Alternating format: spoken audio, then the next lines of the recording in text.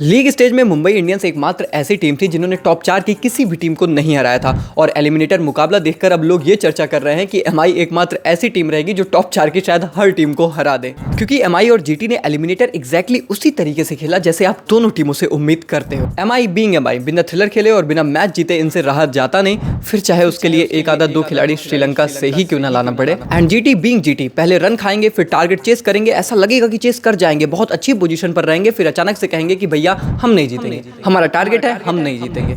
मतलब इस तरीके की परफॉर्मेंस जीटी ने इस सीजन इतनी बार दी है कि भैया लास्ट मुकाबले में तो नेहरा भाई भी फ्रस्ट्रेट हो गए और कह रहे हैं अबे ये क्या खेल रहे हो। पर अब क्या फ़ायदा नेहरा जी, अब तो आप एलिमिनेट हो गए, आपके फैंस के दिल टूट गए, लेकिन सिर्फ आपके फैंस के दिल नहीं टूटे, मतलब आप दुखी हैं, पर आपसे ज़्यादा दुखी दो और लोग हैं। भाई मेरी फेवरेट टीम चेन्नई और आरसीबी, और क्योंकि मैं यूपी का लड़का हूं तो लखनऊ के लिए भी सॉफ्ट कॉर्नर है। अब इन तीन टीमों में से एक टीम है जो हमारे लिए लड़ रही है और वो है आरसीबी। फाइनल्स तक पहुंच चुके हैं तो खुला नंगा सपोर्ट है कि भाई इस बार ट्रॉफी हमारी होनी चाहिए, और क्योंकि विराट भाई के लिए थोड़ा सा स्पेशल बॉन्ड है तो लगता है प्लीज़ एक ट्रॉफी इस बार ज़रूर आनी चाहिए। आई मीन पंजाब भी जीत जाएगी तो शायद मुझे उतना बुरा ना लगे क्योंकि उन्होंने भी बहुत स्ट्रगल किया है, लेकिन भैया अब जो तीन टीमें बची हैं उसमें से एक टीम 5 टाइम चैंपियंस है और वो कह रहे हैं ऐसे कैसे जीत जाएगी।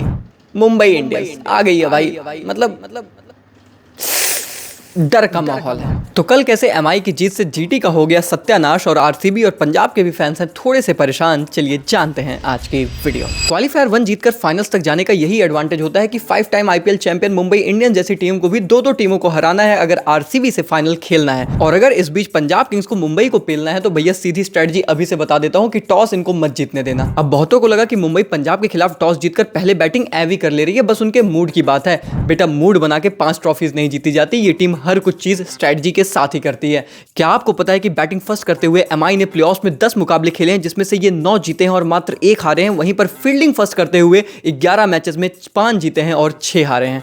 इस टीम को डिफेंड करना पसंद है बड़े मुकाबलों में, और गुजरात के खिलाफ भी हार्दिक ने टॉस जीतकर एग्जैक्टली वही किया जिसको देखकर गिल भाई इतने गुस्सा हो गए कि उन्होंने उनसे हाथ भी नहीं मिलाया, और बस फिर क्या था, सोशल मीडिया पर चीजें वायरल हो गई और हार्दिक बनाम गिल एक नई मिनी बीफ स्टार्ट हो गई। मतलब हार्दिक भाई का तो ठीक है, पर गिल भाई हैं रियली क्या कर लोगे?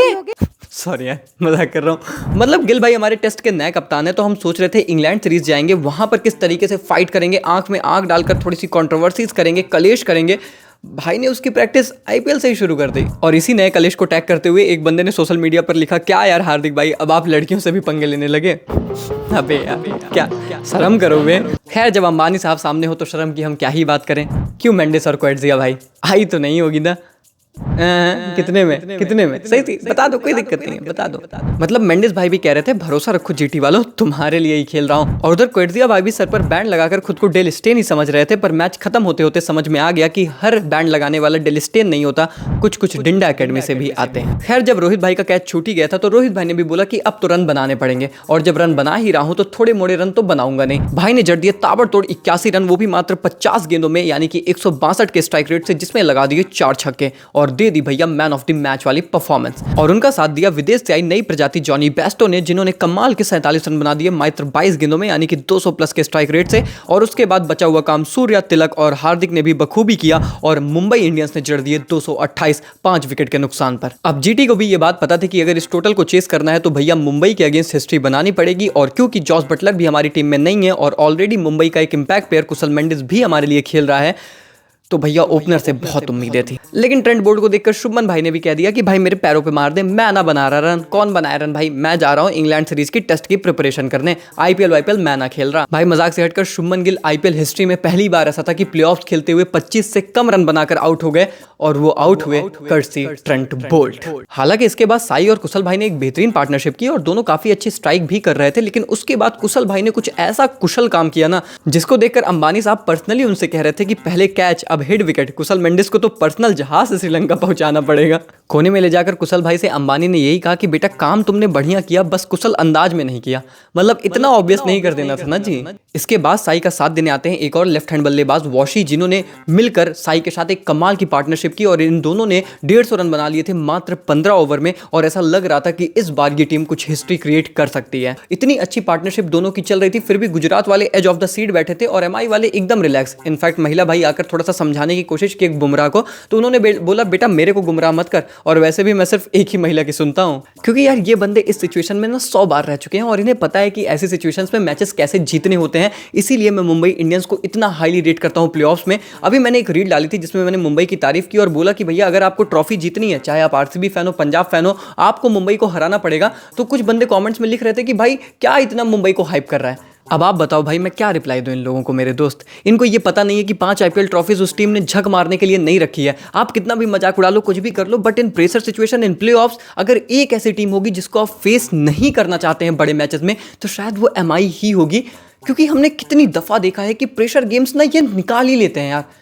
ऐसे ही नहीं 200 प्लस के टारगेट आज तक हिस्ट्री में कभी चेज हुआ ही नहीं है। और जो सबसे बड़ा कारण था उसी को हार्दिक पांड्या ने अनलीश किया। आते हैं जसप्रीत बुमराह, वॉशिंगटन सुंदर को कमाल की यॉर्कर से बोल्ड कर देते हैं। वो बंदा जो लिटरली 23 गेंदों पर 48 बना चुका था, 200 के ऊपर के स्ट्राइक रेट से खेल रहा था, उसको आकर इस तरीके से बोल्ड मारते हैं कि बंदा मट्टी खा जाता है। ये बताता है कि बुमराह की क्लास क्या है और पूरा मैच वहीं से पलट जाता है। उसके बाद साई भाई भी प्रेशर में थोड़ा सा अजीबो गरीब शॉट खेलने के चक्कर में आउट होते हैं और पूरे मैच का मोमेंटम वहां से शिफ्ट होता है। मुंबई ने मैच में पकड़ बना ली। आते हैं शर्फिन रदरफोर्ड, शाहरुख खान। आपको लगता है कि ये मारेंगे, वो मारते भी हैं, पर सवाल और जवाब बस इतना था कि मुकाबला नहीं निकाल पाते हैं। और जीटी के साथ यही तो दिक्कत रही है कि ये बंदे मैच बनाते हैं, रन बनाते हैं। इनफैक्ट तेवतिया भी आके ताबड़तोड़ खेलता है, पर वो जो मैच फिनिशिंग एबिलिटी है ना, वो इन बंदों में लैक की है। और शायद जीटी अपने पूरे टूर्नामेंट को अगर पलट कर देखेगी तो बस यही एक चीज़ थी जहां पर ये टीम पीछे रह गई। खैर भाई, इस मैच में वैसे हार्दिक एज अ कैप्टन की भी तारीफ होनी चाहिए, जिन्होंने 17th ओवर जसप्रीत बुमराह को दिया,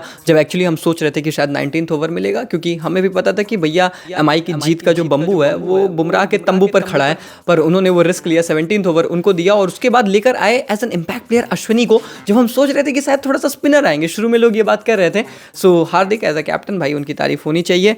and all in all MI के लिए बहुत ही बढ़िया मुकाबला रहा and they won it. They are going into the qualifier 2, जो कि पंजाब के लिए बिल्कुल अच्छी खबर नहीं है। और अगर पंजाब वहां से थोड़ा सा लड़क गई तो फिर वो आरसीबी के लिए बिल्कुल अच्छी खबर नहीं होगी, इन ऑल फेयरनेस। लेकिन जीटी के लिए अच्छी खबर यह है कि टूर्नामेंट काफ़ी अच्छा खेले हैं। देखो मतलब अब प्लेऑफ्स में आने के बाद तो ये दिन बाई दिन की बात होती है, वो एक्सपीरियंस की बात होती है। वो एमआई के पास ऑब्वियसली बहुत ज़्यादा है, they know how to win these games. तो ओवरऑल मुझे लगता है जीटी का काफ़ी अच्छा जो है कैंपेन गया और they must be proud of their young boys. नया कप्तान है, नया लीडर है, अच्छा खेले हैं, काफ़ी अच्छा खेले हैं।